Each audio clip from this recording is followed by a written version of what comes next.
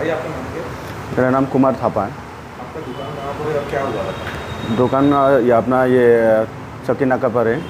क्या हुआ था? और उन लोग ने वड़ा पाव खाने के लिए आए थे, वड़ा पाव खाए भी और खा के भी पैसा वैसा दे के भी गए उन लोग।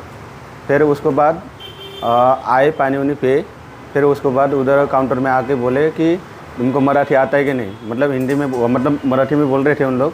थोड़ा बहुत समझ में आ गया लेकिन अपनी हिंदी मतलब आए नहीं मराठी बोलने के लिए। तो उन्होंने क्या बोला कि तेरे को मराठी नहीं आता, बल्कि माँ बहन का गाली बुली दिया। और उसके बाद सीधा फूल वूल से और हिसाब किताब करने कैलकुलेशन से मारने का, पूरा तोड़फोड़ करने का चालू किया।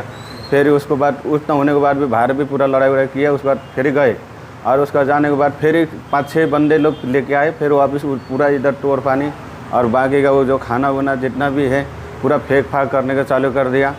और उसके बाद मेरा जैसा नाक में लग गया वैसा ब्लड आने का चालू हो गया। उसके बाद उन लोग चले गए थे और उन लोग उतना समझा रहे कि भी नहीं हो रहा था कि पूरा ये सब तोड़फानी करने वाले ही था। ऐसा लग रहा है बाहर से भी पूरा पत्थर ही मार रहे थे उन लोग। ऐसा भी नहीं है हम लोग ऐसे जानवर सर्वे करवा रहे थे ऐसा, मतलब आपको मारने का कारण यही था कि आपको मराठी बोलना नहीं आता? मराठी बोलने का नहीं आता है बोल के। दूसरा हमारा कुछ भी उसका कसूर है भी नहीं है और हम लोग ने अच्छा से बात भी की है।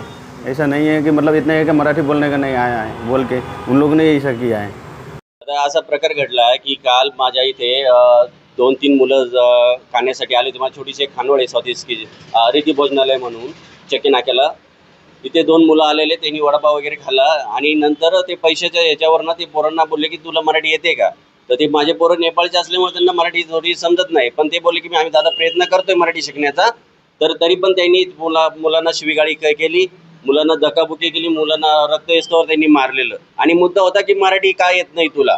मराठी येत. माझी मुलं म्हटले दादा मराठी मी शिकतोय, मी प्रयत्न करतोय. मग प्रयत्न करतोय तर तुम्ही जबरदस्ती पोरांना असं मारणार का? आणि याच्या मागे जो कोणी असेल त्यांनी या गोष्टीचे गांभीर्य घेऊन आणि पोलिसांनी पण या गोष्टीचे गांभीर्य घेऊन पोरांना त्वरित अटक करणे आणि आमची जेवढी नुकसान भरपाई झालेली तेवढी सर्व भरपाई करून देणे त्यांनी. आणि पोलिसांना काल आम्ही रिपोर्ट केलेला, अजून त्यांना आरोपींना पकडलेलं नाहीये. लवकरात लवकर माझा पोलीस प्रशासनाला विनंती आहे की त्यांनी या गोष्टीकडे लवकर लक्ष चांगलं देऊन आणि या गोष्टीचा निवाडा करावा. आणि आमचे पोरं पूर्ण जसे ते खाली आहे अशा गुंड प्रवृत्तीच्या लोकांपासून आमच्या पोरांनी आज दुकान पण ओपन नाही केलेलं. माझी पूर्ण नुकसान झालेलं आहे. एक मराठी माणूस पुढे चाललेला आहे, त्या पुढे त्याचे पाय असे खेचणारे असे गुंड प्रवृत्तीच्या लोकांना जर कोणी सपोर्ट करत असेल तर त्यांचा माझ्याकडनं निषेध आहे आणि सर्व गोष्टींना या पोलिसांनी आवर घालावा एवढी